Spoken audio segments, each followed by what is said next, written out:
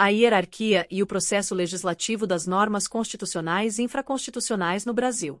A organização das normas jurídicas no Brasil é composta por uma estrutura hierárquica bem definida, em que a Constituição Federal de 1988 ocupa o topo, sendo considerada a lei suprema do país. Todas as outras normas, como leis complementares, leis ordinárias, medidas provisórias e decretos, devem se submeter às diretrizes e princípios estabelecidos pela Constituição. A hierarquia das normas é fundamental para garantir a estabilidade do ordenamento jurídico e a prevalência dos direitos e garantias fundamentais previstos no texto constitucional. As normas infraconstitucionais são divididas em dois grandes grupos: as normas primárias e as normas secundárias. As normas primárias incluem as leis complementares, as leis ordinárias, as medidas provisórias e outras de igual hierarquia, como os decretos legislativos e as resoluções. Essas normas têm como característica principal o fato de serem editadas pelos poderes legislativo e executivo e de possuírem força normativa capaz de criar, modificar ou extinguir direitos. As normas secundárias, por outro lado, são aquelas que possuem uma hierarquia inferior às primárias. Um exemplo clássico de norma secundária é o decreto regulamentar, editado pelo Presidente da República, governadores ou prefeitos, com o intuito de detalhar a execução de leis. Esses decretos têm função de complementar e esclarecer a aplicação de normas primárias, mas não podem, em hipótese alguma, inovar ou contrariar o que está disposto na lei que regulamentam.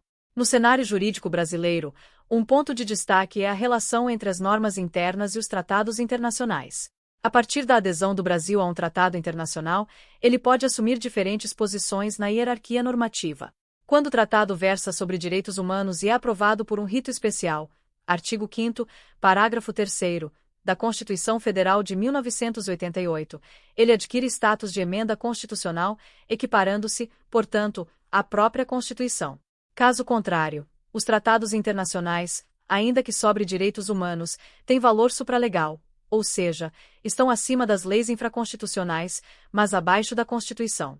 A jurisprudência do Supremo Tribunal Federal, STF, tem papel crucial na consolidação do entendimento sobre a hierarquia das normas, especialmente no que tange à relação entre leis ordinárias e leis complementares.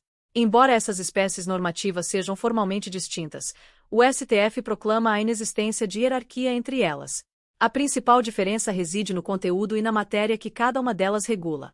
Enquanto a lei complementar é exigida para tratar de matérias específicas, determinadas expressamente pela Constituição, a lei ordinária é utilizada para disciplinar temas de natureza geral.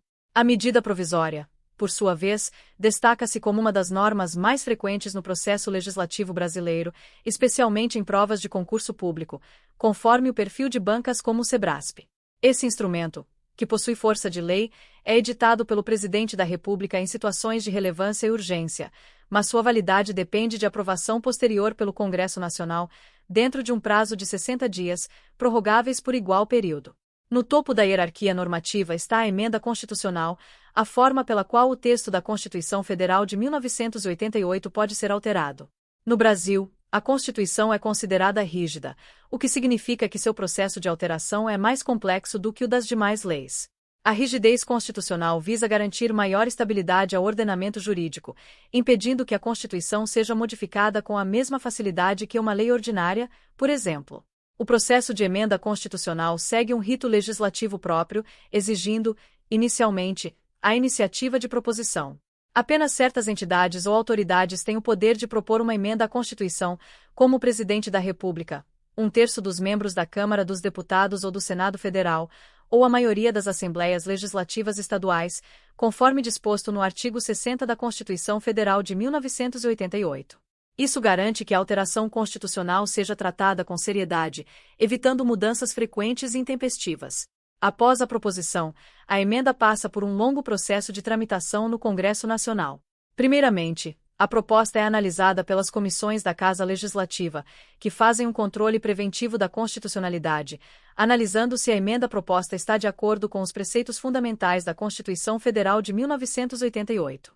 Se aprovada nas comissões, a proposta segue para o plenário, onde será discutida e votada.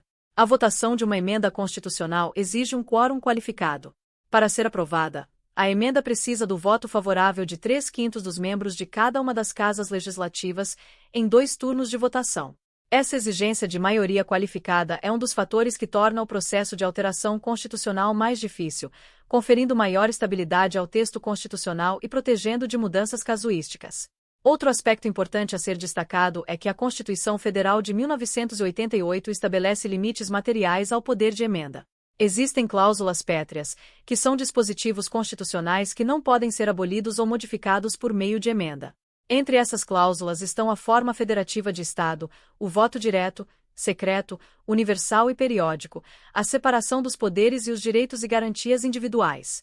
Esses limites foram criados justamente para preservar os valores fundamentais do Estado democrático de direito. Diferente do processo legislativo federal, onde não há iniciativa popular para propostas de emenda à Constituição, no âmbito estadual, alguns estados podem prever essa possibilidade. A jurisprudência do STF reconhece a validade da iniciativa popular para a proposição de emendas às constituições estaduais, desde que isso esteja previsto na Constituição estadual. Isso reflete a flexibilidade do Pacto Federativo Brasileiro, permitindo que os estados adotem mecanismos próprios de participação popular em seus processos legislativos. A distinção entre os processos de reforma constitucional no nível federal e estadual é um exemplo claro de como o princípio da simetria, embora importante, não é absoluto. Enquanto no nível federal não se admite a iniciativa popular para emendas constitucionais, nos estados, dependendo de sua legislação, isso é possível. Essa variação permite maior autonomia aos estados na organização de seus processos legislativos, respeitando as peculiaridades de cada ente federativo. Por fim, é crucial compreender que o processo legislativo e a hierarquia das normas no Brasil não são meramente técnicos. Eles têm profundas implicações para a preservação do Estado democrático de direito. A rigidez da Constituição, os limites ao poder de emenda e a necessidade de subordinação das normas infraconstitucionais à Constituição Federal de 1988 garantem a integridade do sistema jurídico, protegendo os direitos fundamentais e assegurando que o ordenamento jurídico funcione de maneira coerente e harmônica. Muito obrigada por assistir ao nosso vídeo. Sua presença e apoio são fundamentais para o nosso trabalho. Não se esqueça de curtir, compartilhar e se inscrever no canal para não perder nenhuma novidade. Nos vemos no próximo vídeo. Até mais!